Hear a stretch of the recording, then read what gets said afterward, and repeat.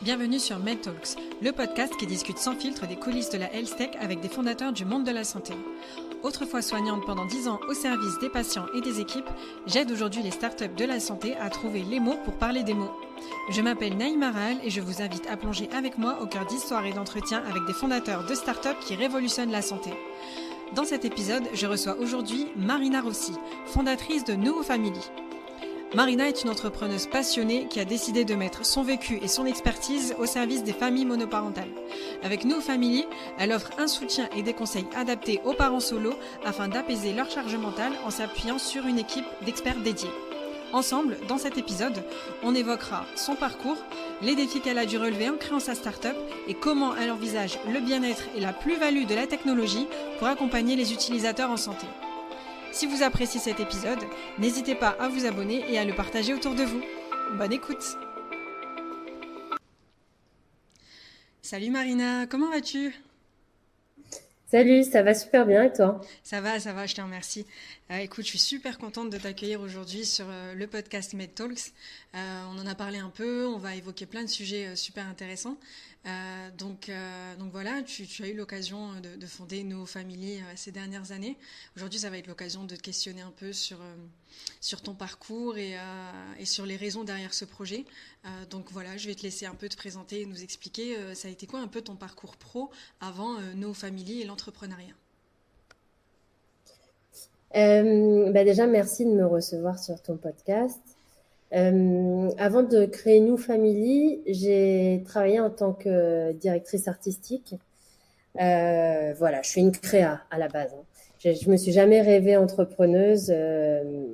J'ai fait l'école Boulle en joaillerie et ensuite j'ai exercé en tant que directrice artistique pendant plusieurs années. Et puis,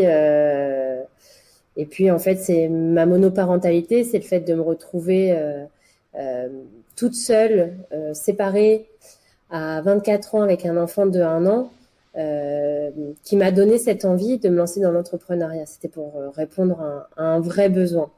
Mais à la base, je me destinais pas du tout à être entrepreneuse. Donc c'est un peu le besoin qui a créé l'occasion. C'est exactement ça. Et du coup, tu expliques un peu que c'est par rapport à ta monoparentalité.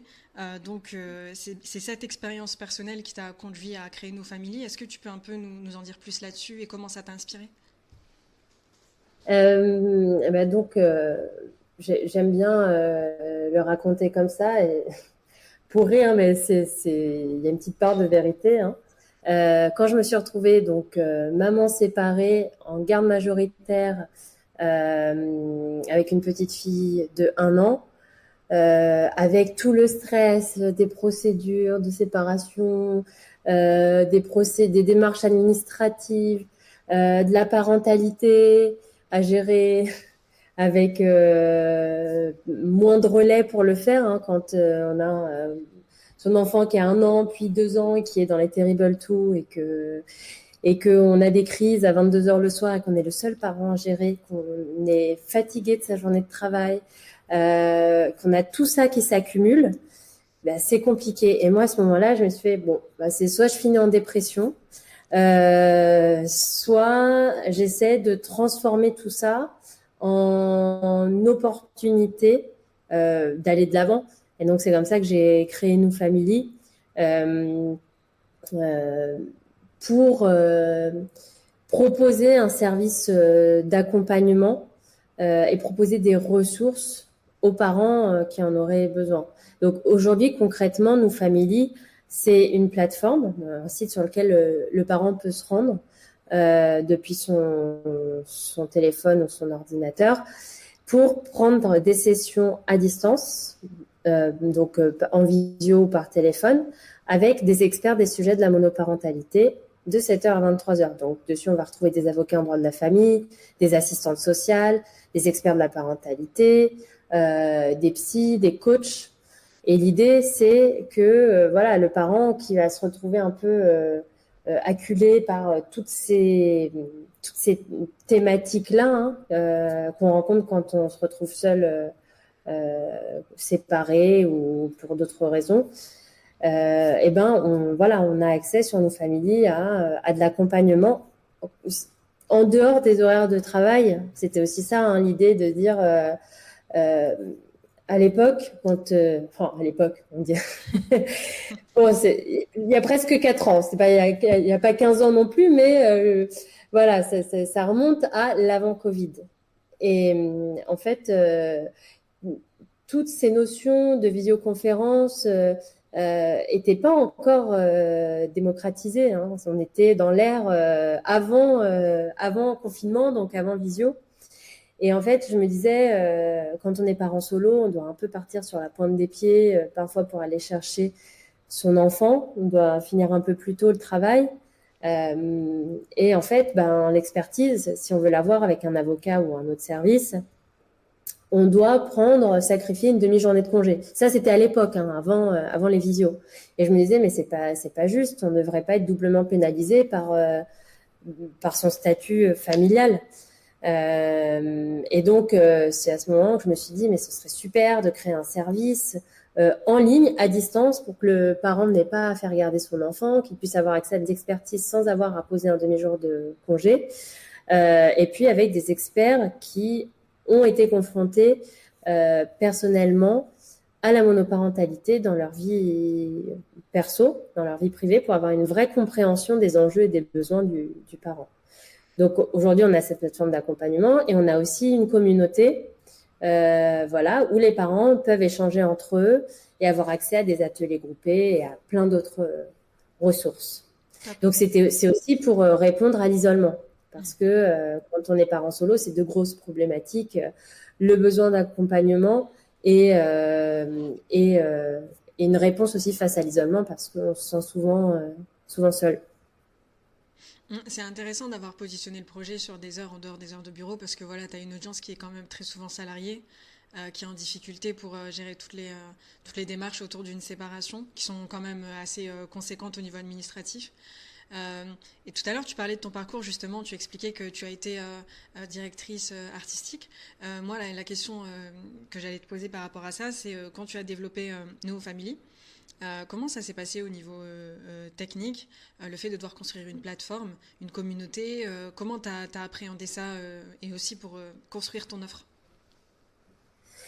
Alors, j'ai commencé par ce que je savais faire, donc c'est-à-dire le logo, l'identité de marque. J'ai pris beaucoup de plaisir d'ailleurs. Et, et ensuite, j'ai commencé à poster aussi sur les réseaux, sur Instagram. Et je pense que le défi d'un entrepreneur, et surtout aujourd'hui, c'est de savoir monter en compétences. Et aujourd'hui, c'est facilité par le no-code. Je ne sais pas développer un site, mais grâce au no-code, grâce à toutes les automatisations, aujourd'hui, je m'en sors bien parce que je suis très autonome sur toutes sur tous les sujets. Finalement, j'arrive à m'en sortir. Alors après, je fais appel à des freelances sur des gros besoins, sur des choses qui sont vraiment très poussées. Mais sinon, les défis finalement, ça a été surtout de prendre confiance en moi, de me dire que je pourrais y arriver, et après de me documenter, d'essayer, de me planter. Et je pense que c'est comme ça pour tous les entrepreneurs finalement. Et aujourd'hui, je pense que c'est un peu plus facile grâce au no-code, grâce à ChatGPT. Voilà. Top. Et donc, du coup, voilà, beaucoup d'auto-formation, d'après ce que tu me dis. Tu as pu la lancer, donc cette plateforme. Et pour toi, ça a été quoi les premiers retours des utilisateurs au départ, quand tu as eu des parents confrontés pour la première fois à la plateforme? Un produit, je pense que le propre d'un entrepreneur, c'est savoir se remettre en question et faire évoluer le produit. Alors là, j'ai plus les premiers retours en tête que j'ai eu, mais ce que je peux dire, c'est que le site l'offre, le site, tout a évolué depuis les prémices qui ont débuté avant le confinement. Et puis,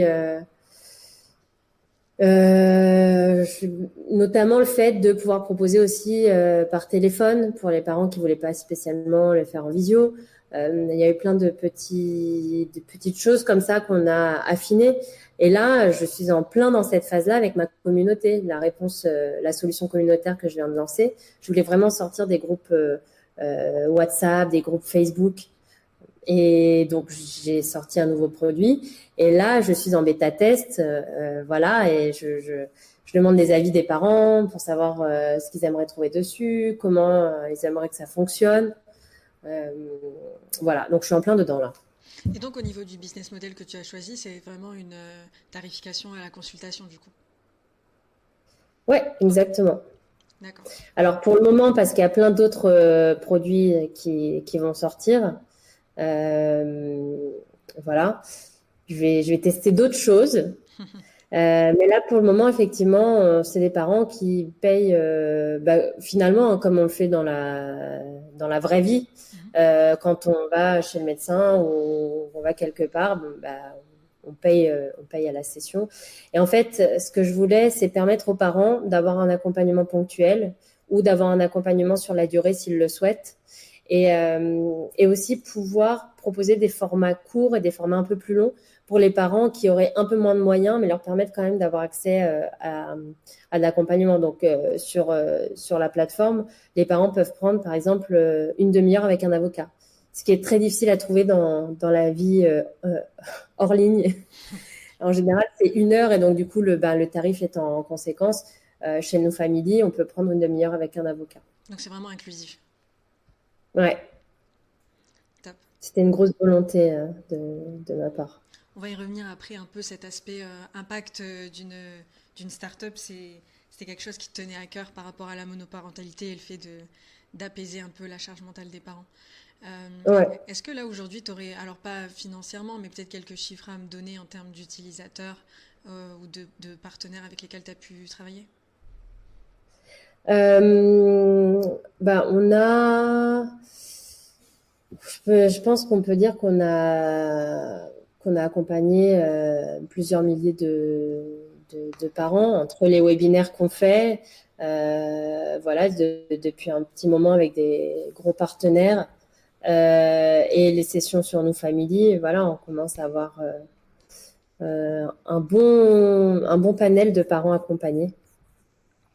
Top. On va peut-être passer à la deuxième partie de cet épisode, évoquer un petit peu ton quotidien de fondatrice et ce que tu peux nous dire un peu de la croissance de nos familles aujourd'hui et ce que tu envisages plus tard.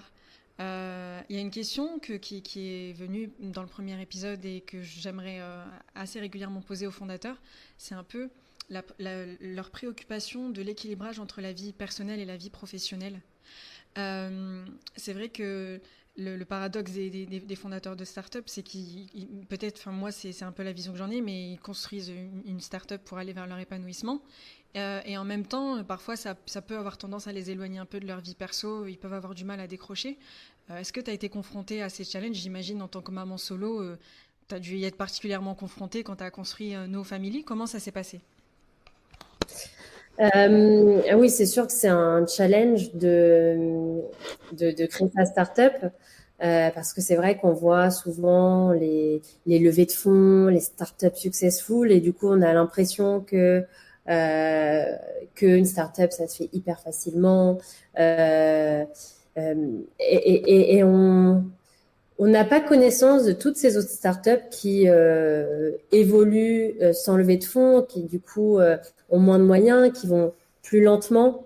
Et moi, de manière totalement transparente, ça a été mon cas puisque j'ai, on va dire, 80% du temps, une ou famille à côté d'un, voire deux jobs.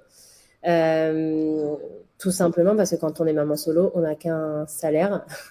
Et que si on n'a pas de salaire, personne ne peut payer notre loyer, les courses, l'école, enfin tous les frais périscolaires. Et ça, au début, en fait, quand je me suis lancée, ce qui a été l'élément déclencheur pour moi, c'est que j'ai vécu du harcèlement au travail. Et j'étais en plus en plein dans ma séparation, dans la gestion de ma monoparentalité. Voilà, encore une fois, à 24 ans, hein, ce qui est pas la norme quand on a cet âge-là. Et ça m'a donné l'élan. Et je me suis dit, bon, bah, ok, je vais faire une rupture conventionnelle après 1 an et demi de souffrance au travail. Je me suis dit, c'est bon, j'en peux plus. Donc, j'ai eu la rupture conventionnelle. Et du coup, ça m'a permis de me mettre en créateur d'entreprise. Et j'ai eu... et voilà, je suis restée un peu au chômage pour lancer la machine. Et voilà, sauf que ça fait pas partie d'un plan de vie d'être au chômage. Hein. Ce qu'on a envie, c'est soit de vivre de sa start-up, soit d'être salarié ou d'avoir des revenus. Donc ensuite, je me suis mise dans quelque chose de plus safe, donc salarié. Mais en tout cas, les débuts étaient vraiment très très compliqués financièrement. Il y a beaucoup finalement de créateurs d'entreprises qui sont accompagnés par le Pôle emploi, parce que c'est pas quelque chose qui se fait dans le dos du Pôle emploi, hein, c'est avec le Pôle emploi. Mais il y a une précarisation qui se fait aussi, et ça dont on ne parle pas. Et ça c'est vraiment pas évident. Donc quand on est en couple, on peut comment dire, être épaulé par l'autre personne. Quand on est parent solo, c'est un gros risque et un gros sacrifice. Donc l'équilibre financier, on n'y était pas du tout. L'équilibre pro-perso, pour le coup, c'était, comme je disais, ça a été une sorte d'exutoire parce que je me suis noyée dans le travail. Quand on a son enfant tout le temps avec soi, on peut pas sortir le soir. En plus, moi, j'étais en début, quand je me suis séparée, j'étais en début de carrière. C'était mon premier job. Et donc, mes revenus étaient pas folichons, quoi, comme toute première expérience. Et donc, j'avais pas forcément les moyens de prendre une nounou le soir pour faire garder ma fille. Donc, une fois que ma fille était couchée, je me mettais à fond dans la start-up. Donc, je bossais. Et finalement, j'étais pas dans une recherche d'un équilibre pro-perso puisque c'était déjà un peu altéré par ma condition de maman solo. On pourrait aussi reparler, ça serait l'objet peut-être d'un autre épisode ou une dizaine d'épisodes sur les inégalités hommes-femmes dans l'entrepreneuriat. Je pense qu'il y aurait énormément à dire sur le sujet. C'est vrai. Il y aurait énormément à dire. Mais revenons un peu aux faits. Pour nous, familles, ce qui est à la fois dur et touchant dans ton parcours, c'est que cette précarisation, tu en as fait justement un élément de combat pour nos familles. Et belle consécration, le mois dernier, tu as été nommée ambassadrice du fonds de dotation Femmes et Avenir. Donc c'est un fonds qui sensibilise l'opinion publique et les employeurs à la situation souvent fragile des familles monoparentales qui luttent contre leur précarisation. C'est ce que je mentionnais tout à l'heure. Est-ce que pour toi, c'est important pour une start-up d'avoir socialement un impact positif ? Ah ben bien sûr. Je crois que c'est même, en tout cas, dans mon domaine, c'est hyper important. Et c'est hyper important aussi d'avoir des engagements comme ceux-là en dehors de la start-up. Parce que ça, c'est quelque chose que j'avais pas anticipé. En fait, au lancement de la startup, j'ai eu la chance d'être accompagnée par différents incubateurs et notamment par la Blue Factory, qui est l'incubateur de l'ESCP. Et voilà, et en fait, au fil des discussions, on a choisi de se lancer en tant que startup et pas en tant qu'association. Et j'avais pas du tout imaginé qu'être une startup dans le social, ce serait compliqué parce qu'on a une mauvaise image on se dit que start-up égale profit et que profit ça peut pas être lié au social. C'est souvent le raccourci qui est fait finalement, alors que moi l'idée c'était de créer une structure privée et voilà de pouvoir avoir accès à potentiellement une levée de fonds. On en parlait, hein. Ben, moi, quand je me suis dit, bon, je lance ma start-up, mais c'est aussi pour me permettre d'avoir une levée de fonds et d'avoir un impact à grande échelle, voilà, pour avoir les moyens d'y arriver.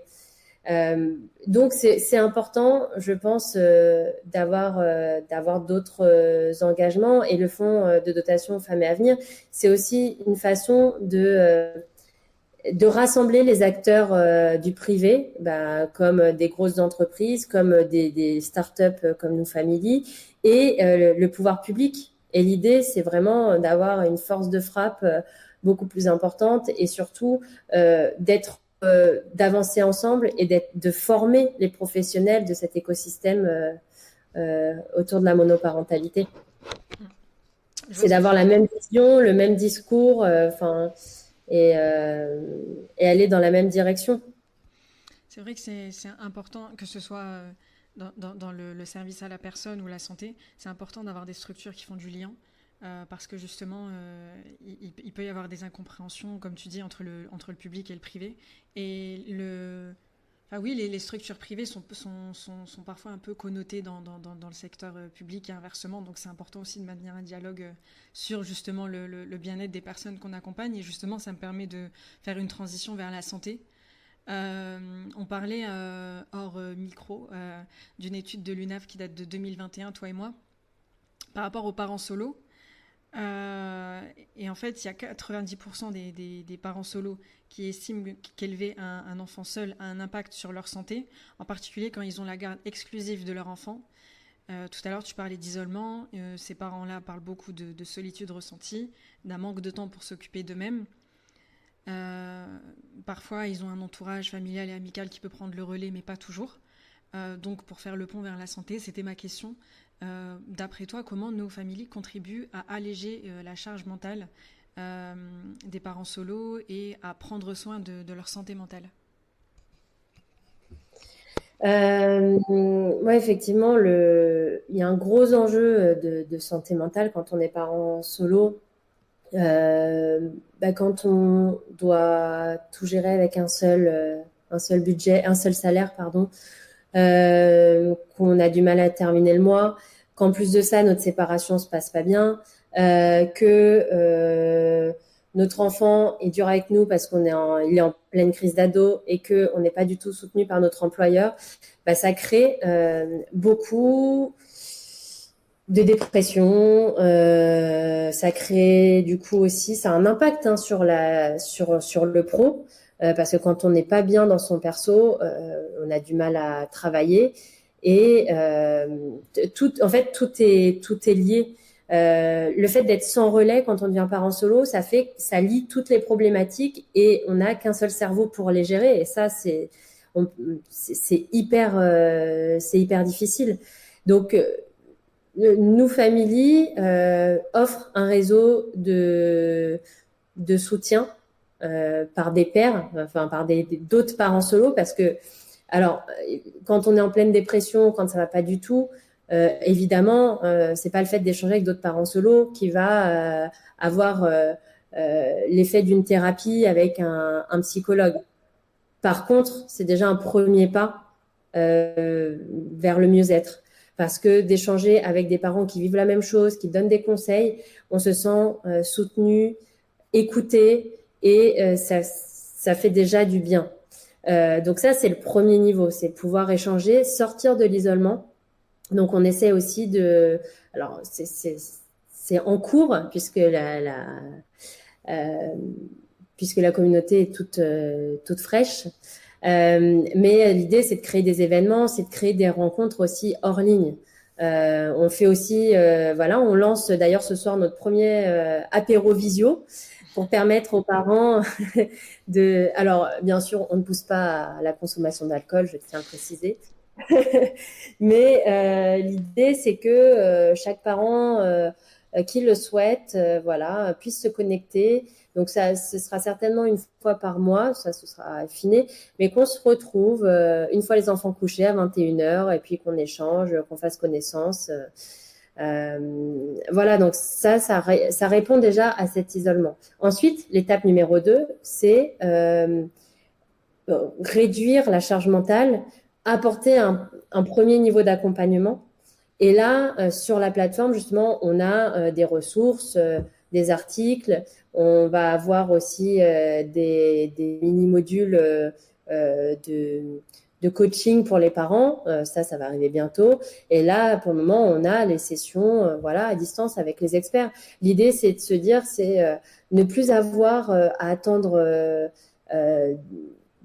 des jours quand en fait ce qui est problématique c'est que l'échelle de temps est pas la même quand on est parent solo. Tout peut prendre une ampleur dramatique hein, quand il est question de démarche et qu'il y a quelque chose qui a mal été fait. Quand on est parent solo, on n'a qu'un seul salaire, donc on est tout de suite 2 fois plus stressé en se disant mais comment je vais faire et on peut pas se permettre parfois d'avoir des délais d'attente qui sont juste pas possibles, notamment avec les services publics, avec les assistantes sociales. Alors, je ne critique pas du tout. Hein, voilà, c'est une question aussi d'effectifs. Mais pour autant, il faut pouvoir apporter cette réponse, parfois dans l'urgence, aux parents et savoir comment rebondir. Donc, Nous Familles, c'est aussi trouver des créneaux dans l'urgence, le jour même, pour répondre à cette question qui nous empêche de dormir la nuit, parfois. C'est ça aussi, voilà, la réponse à la charge mentale, c'est de pouvoir trouver une expertise dans l'urgence et quand on est disponible. Ce que j'entends aussi dans ce que tu dis, c'est que il y a peut-être aussi un vrai besoin, même si c'est dans le temps et travaillé depuis des décennies, mais de décloisonner et de considérer la personne vraiment dans sa globalité. Parce que, par exemple, quand un parent solo devient voilà, parent solo, il peut y avoir une baisse de salaire qui va derrière faire voilà, une baisse de pouvoir d'achat, qui va aussi créer un isolement, qui va créer une charge mentale. Et tout ça, c'est important de le prendre en globalité et peut-être de favoriser un travail voilà, transversal peut-être. Oui, exactement. Oui. Et d'ailleurs, on a des parents qui prennent une session avec une avocate, puis une assistante sociale. Ça, on le voit beaucoup sur le site et on a de l'accompagnement qui est ponctuel et on a de l'accompagnement en suivi. Enfin, on voit qu'il y a vraiment plusieurs types de, de besoins. On a des parents voilà, qui vont être sur vraiment l'accompagnement ponctuel par-ci par-là et d'autres qui vont être sur de l'accompagnement vraiment sur la durée. Au niveau de la durée d'accompagnement, tu as une idée à peu près de... Est-ce qu'il y a une durée type, 3 à 6 mois, ou pas forcément, ça dépend des utilisateurs? Alors non, je pourrais dire en nombre de sessions prises. On a des parents qui vont, comme je le disais, hein, qui vont prendre une session avec un type d'expert, avec un autre type d'expert, et d'autres qui vont prendre jusqu'à 6 sessions avec une assistante sociale, avec la même assistante sociale. D'accord. Donc, C'est assez aléatoire. ouais, ça dépend vraiment des besoins du parent. Ok. Et c'est ce qu'on voulait apporter par Nous Family, enfin via Nous Family, c'est s'adapter à tous les types de parents, peu importe leurs besoins, peu importe, enfin c'est vraiment du sur-mesure. Le parent trouve ce dont il a besoin sur Nous Family.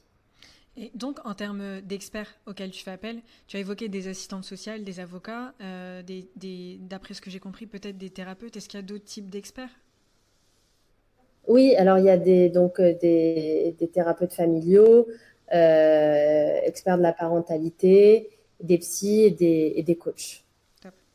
Et ils sont tous comme je le disais, ils ont, enfin, 75% des experts de notre plateforme ont connu personnellement la monoparentalité. Donc, nous, ce qu'on veut, c'est que, puis le parent, en fait, quand il book sa session directement sur l'agenda de l'expert, pour finaliser le process de booking, il doit indiquer en détail son besoin. Et en fait, nous, ce qu'on voulait, on s'est dit, les parents solos n'ont pas le temps. Donc, le parent qui a pris sa session ne peut pas, le jour de sa session, perdre 10-15 minutes à expliquer en détail son besoin. Donc ça permet vraiment à l'expert de préparer en amont la session pour être dans des clés actionnables, dans du concret, et voilà, et que le parent ressorte avec un plan d'action, avec vraiment du concret, dès la première session. Donc un beau soutien. Ça, c'était hyper important pour nous. Ouais, un beau soutien pour les parents au quotidien. Ouais. Pour en revenir un peu à ton parcours d'entrepreneuse, moi j'avais une autre question à te poser parce que c'est vrai que nos familles, du coup, quand on repense un peu aux prémices du projet et à où ça en est aujourd'hui, voilà, tu as accompli énormément de tâches et tu as atteint beaucoup d'objectifs. Donc je me dis qu'il y a dû, comme tous les entrepreneurs, avoir des hauts et des bas. Et moi j'aurais aimé un peu parler de cet aspect-là de l'entrepreneuriat. Est-ce que dans l'aventure, parfois, tu as eu des doutes ou des moments difficiles qui t'ont fait douter de l'issue de nos familles? Ben oui, la question s'est posée, tu sais, comme je t'en parlais tout à l'heure, la question financière. Quand t'es parent en solo et que t'as qu'un salaire et que tu te dis, oh, l'entrepreneuriat c'est super, je le vis avec les tripes parce que j'ai cette volonté d'aider d'autres parents. C'est vraiment ce qui m'a porté, hein, d'ailleurs, dans les montagnes russes de l'entrepreneuriat. Et parfois, le nerf de la guerre, on va pas se le cacher, c'est le fait de pouvoir vivre aussi. Et donc, au début, quand tu te lances, alors, hormis si tu fais une levée de fonds, mais quand tu fais pas de levée de fonds, ça vient progressivement les revenus qui te permettent de payer les frais annexes, de gestion du site, de communication pour te faire connaître. Et donc se pose la question de là, qu'est-ce que je fais? Est-ce que je ferme nos familles? Est-ce que je me dis que c'est normal, comme beaucoup d'entreprises qui se lancent, et peut-être qu'on ne voit pas sur les réseaux sociaux, sur LinkedIn, ces entreprises dont on ne parle pas, peut-être que c'est normal. Et en fait, c'est sain finalement d'avoir ces phases de doute. Si tu doutes pas, c'est pas sain et t'avances pas. Donc les montagnes russes de l'entrepreneur, ça c'est connu, on passe tous par là. Parfois tu penses que tu vas avoir un super gros contrat avec une entreprise où tu as ton contrat et tu penses que ça va super bien marcher. Au final, il y a un détail auquel tu n'avais pas pensé. C'est souvent l'ascenseur émotionnel où parfois tu as une opportunité qui te tombe dessus, un truc de dingue, et alors là ça te rebooste pour 6 mois. Et c'est en fait finalement c'est ça qui rend l'entrepreneuriat sympa. C'est les montagnes russes. Euh, Ouais, exactement. ouais, bah ouais, mais c'est intéressant parce que c'est vrai que, bon voilà, il faut tout pour faire le paysage et c'est intéressant de voir des startups grossir et ambitionner de devenir des licornes comme des startups à taille plus humaine et parfois on les valorise pas assez alors qu'elles font vraiment partie du paysage entrepreneurial. Je trouve que c'est super intéressant. J'allais évoquer avec toi la croissance de nos familles. Euh, c'est vrai que ça fait partie des questions que je compte poser aux personnes interviewées. Comment tu travailles l'acquisition et comment tu comptes développer un peu ton portefeuille de clients, comment tu vois la chose. Mais c'est vrai que peut-être qu'à nos familles, l'acquisition est peut-être aussi passe par le bouche à oreille et assez progressive aussi. Dis-moi. Oui, ben, en fait, on a fait des choix jusqu'à présent, c'est on a dû faire deux publicités payantes sur Instagram en tout et pour tout, et on s'est fait connaître par le bouche à oreille, voilà. On s'est fait connaître par le bouche à oreille, par le référencement aussi organique, grâce à nos articles de blog. Et voilà, et avec notre compte Instagram, on a fait comme ça jusqu'à présent. Et donc l'idée, c'est de continuer voilà, dans la combinaison de marketing de contenu et de partenariat. Et là, ce qui est chouette, c'est que nous Family a un partenariat avec Even, donc qui est la nouvelle app de dating pensée pour les parents solos. Et voilà, qui a été créé par Mythic Europe. Et donc, grâce à ce partenariat, je suis l'ambassadrice de cette application. Parce que voilà, aussi, hein, ce qu'on souhaite aux parents qui sont seuls, bah, c'est un jour de refaire leur vie et c'est le sens des choses, hein, même si on a le droit aussi de ne pas être en couple, évidemment, et on peut se sentir très bien dans notre peau. Mais c'est quand même plus facile quand on est à deux. Et donc, je suis très heureuse de ce partenariat-là aussi. Et voilà, il y a plein d'opportunités comme ça, voilà, qui permettent aussi de mettre nous, familles et les parents solos en visibilité. Donc, C'est c'est chouette. c'est super important le point que tu soulèves parce qu'on en parlait hors caméra. C'est assez impressionnant les statistiques. Il y a 6 parents sur 10 qui se font ghoster sur les plateformes quand ils précisent avoir des enfants. Ça change la donne d'avoir des enfants et donc du coup, comme tu dis, c'est très important de les encourager dans cette démarche de peut-être de vie de femme ou d'homme et pas seulement de parents. Oui, exactement. Et en fait, si tu veux, je reviens aussi sur ce qu'on disait tout à l'heure. Le confinement, toute la période Covid, ça a été horrible, mais ça a visibilisé les parents solos. Parce que c'était alors je vais parler d'eux en tant que salariés, hein, mais souvent des salariés fragilisés pour les raisons que j'évoquais tout à l'heure, hein, quand tu dois gérer une séparation, des choses sont compliquées, des finances qui sont pas au top. Et ben alors Malakoff Humanis a sorti une étude dessus qui disait justement que parmi les salariés les plus fragilisés, on a les aidants et les parents solos. Ce sont ces deux typologies de salariés qui s'absentent le plus ou qui sont le plus en congé maladie. Donc, et en fait, le confinement, ce que ça a apporté, c'est une mise en lumière de ces familles-là, parce que les employeurs se sont rendus compte pendant le confinement que c'était hyper compliqué pour ces parents qui étaient en première ligne de front et qui devaient gérer l'école à la maison et un job sans relais. Donc, ce qui est bien, c'est que cette typologie de famille, en fait, elle est de plus en plus prise en considération. Il y a de plus en plus de choses qui sont mises en avant. Et en fait, avant, on considérait que la famille nucléaire avec les deux parents.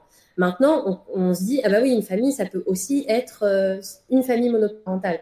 Et donc, justement, il y a plein de choses qui voient le jour, de projets, d'applications propres aux besoins de ces familles monoparentales. Et ça, c'est chouette. Et donc, du coup, c'est le cas aussi pour les applications de dating parce que, effectivement, et je l'ai vécu aussi, quand j'avais 24 ans, avec une petite fille de 1 an, et que au bout d'un moment, je me suis mise sur les apps de rencontre, tout se passait hyper bien jusqu'au moment où je disais que j'avais une petite fille de 1 an. Et ça a été très difficile. Le ghosting, moi, je l'ai vraiment, je l'ai expérimenté. C'est ultra violent. C'est ultra violent. Et donc, d'avoir une application qui permet d'être qui on est et de ne pas avoir peur de dire qu'on est parent solo parce que ce n'est pas une honte, c'est chouette. C'est aussi, voilà, c'est pour ça que ça m'a plu de collaborer avec Yvonne. Donc c'est aussi comme ça qu'on travaille l'acquisition, c'est allier l'utile à l'agréable. Exactement. Et je pense que, en tout cas, ça fait partie de l'ADN de nos familles, c'est d'être toujours en adéquation aussi avec sa vision et ses valeurs. Partenariat, oui, avec n'importe qui, non. Donc, c'est tout. Enfin, en tout cas, nous, ça fait partie de notre façon de voir les choses, c'est faire des choses qui ont participer à des projets qui ont du sens. C'est ultra important, c'est le plus important. Ouais. Toi, justement, par rapport au sens, alors, quel conseil aujourd'hui tu pourrais donner à des parents solos individuellement? Qu'est-ce que tu leur conseillerais s'ils se sentent dépassés ou isolés?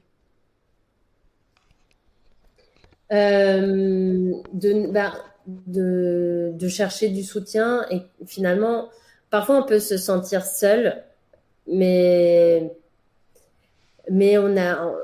en cherchant, on peut, si on n'a pas la chance d'être accompagné par sa famille, parce que tous les parents solos n'ont pas cette chance-là, il y a de plus en plus de choses qui se mettent en place, des communautés de soutien. Voilà, ça peut être local, ça peut être en ligne comme Move Family, et c'est donc voilà de ne pas rester seul. Ça c'est hyper important. Voilà, et l'autre chose, une chose qui est hyper importante, c'est que quand on est parent solo, on a tendance à culpabiliser, à se mettre une pression de dingue. Et donc il y a une experte qu'on adore chez Move Family qui s'appelle Julie et qui dit toujours les parents parfaits n'ont pas d'enfants. Et c'est tellement vrai, je pense qu'il faut lâcher la pression. Et en fait, on fait de son mieux et c'est déjà très bien comme ça quand on est parent solo. Et, euh, et voilà, il faut essayer de déculpabiliser. C'est pas évident, mais c'est important. Et la dernière chose, c'est de s'accorder du temps pour soi. Que ce soit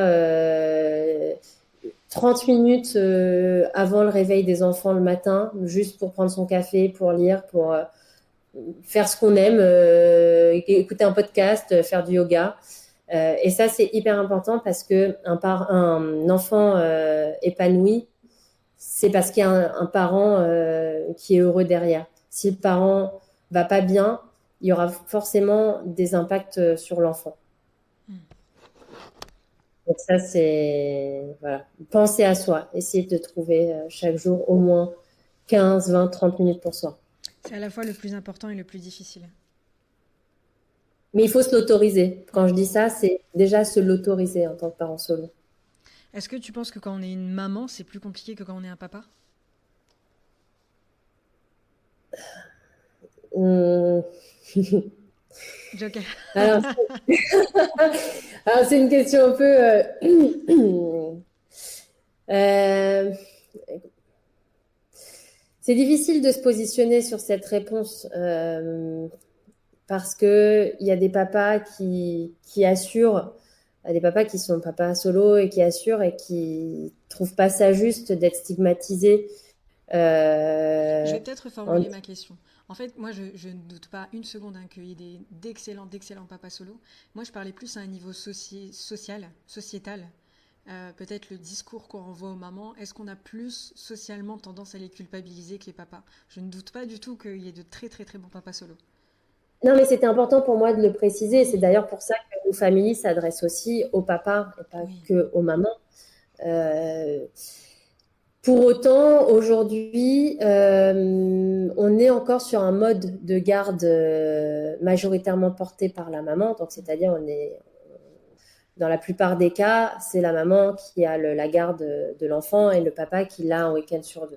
Mhm. Et du coup, ce mode de garde, ça induit plein de choses. Ça induit le fait que c'est beaucoup plus difficile de refaire sa vie quand on a son enfant pratiquement tout le temps avec soi.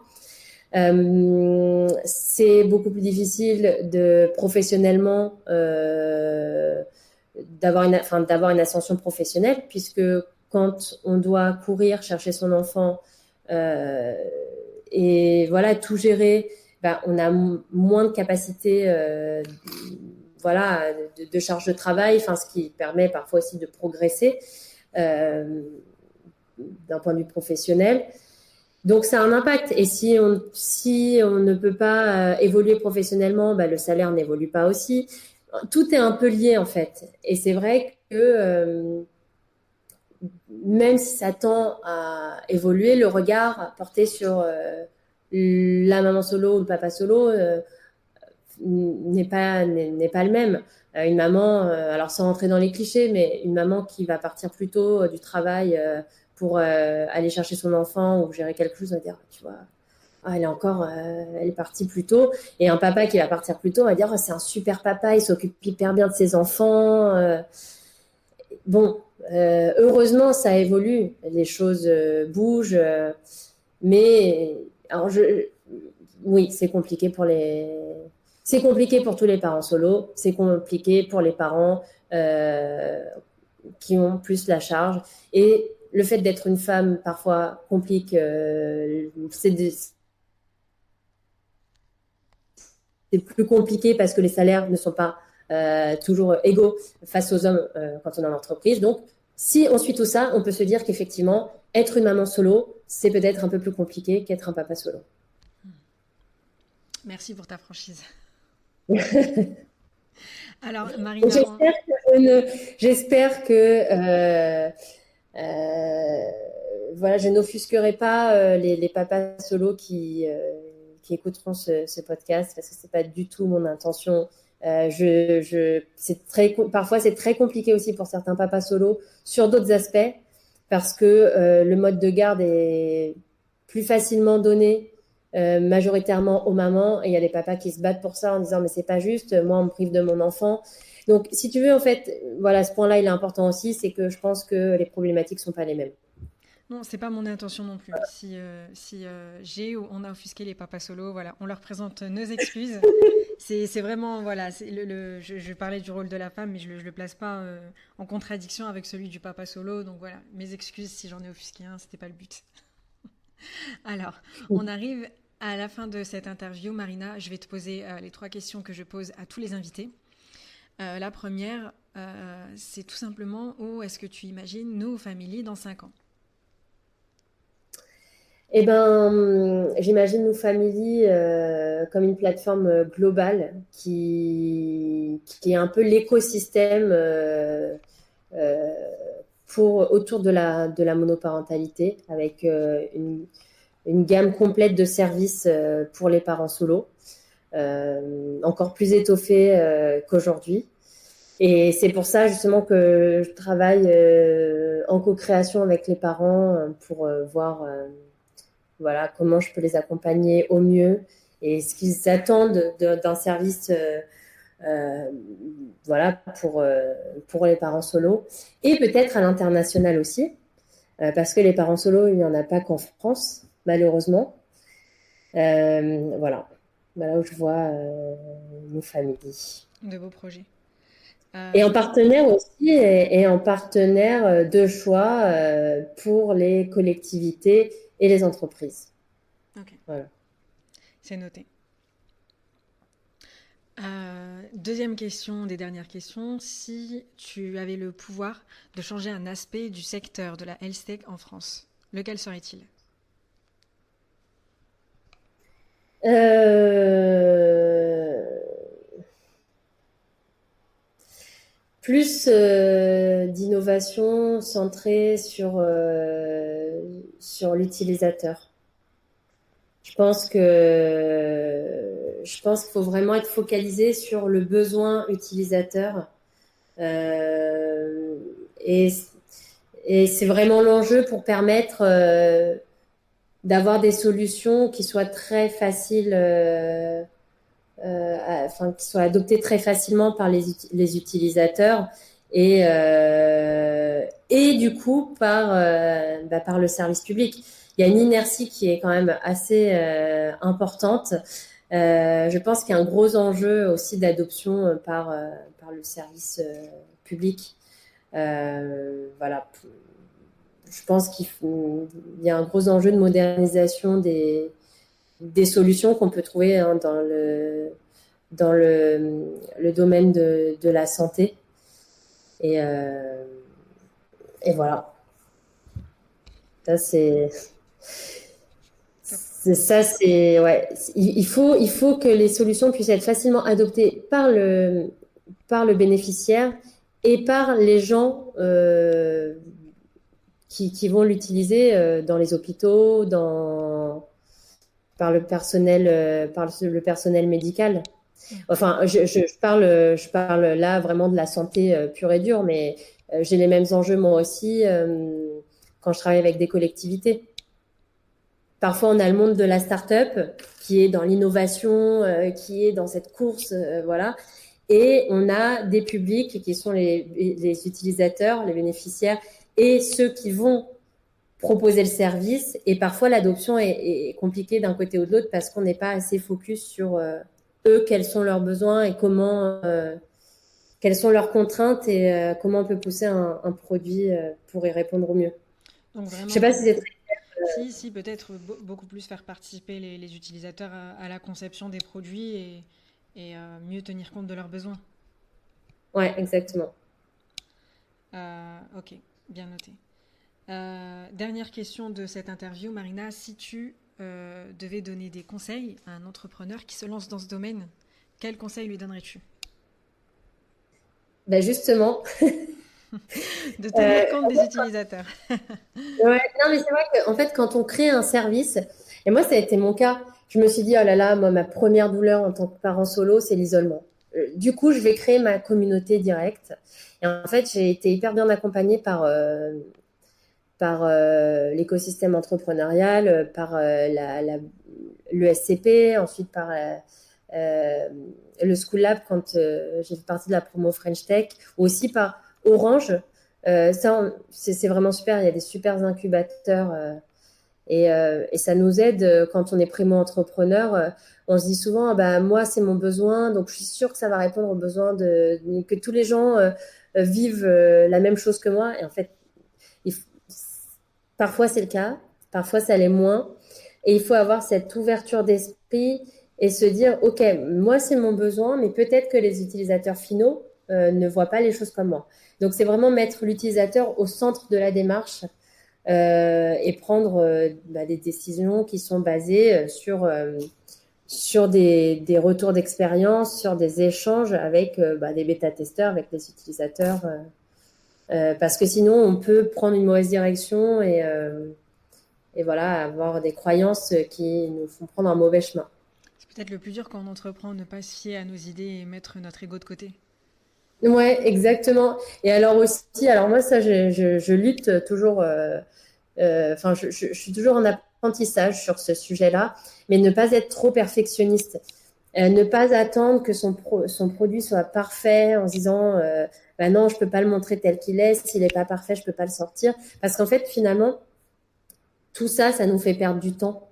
Peut-être qu'on attend que notre produit soit parfait. Au final, on va le montrer aux utilisateurs qui vont dire, ah ben non, moi, c'était pas du tout, ça répond pas du tout à mon besoin et on aura perdu 6 mois à essayer de sortir le produit parfait. Donc, être plus dans une approche de MVP, minimum viable product. Et oui, vous noterez mon super accent anglais. Et voilà. Mais ça, c'est hyper important, cette notion de MVP quand on est entrepreneur. Donc, Ça marche. ne pas attendre que le produit soit parfait. Impeccable. Ben écoute, en tout cas, ça m'a fait super plaisir de t'avoir au micro et de pouvoir t'interviewer. Donc un grand merci. Merci Euh, à toi. Marina Loire-Rossi, la fondatrice de No Family. Donc je vous invite à découvrir son travail. Et puis voilà, si vous avez aimé cet épisode, likez, abonnez-vous, partagez. Et je vous dis à bientôt pour un autre épisode. Vous étiez sur MedTalks. Prenez soin de vous.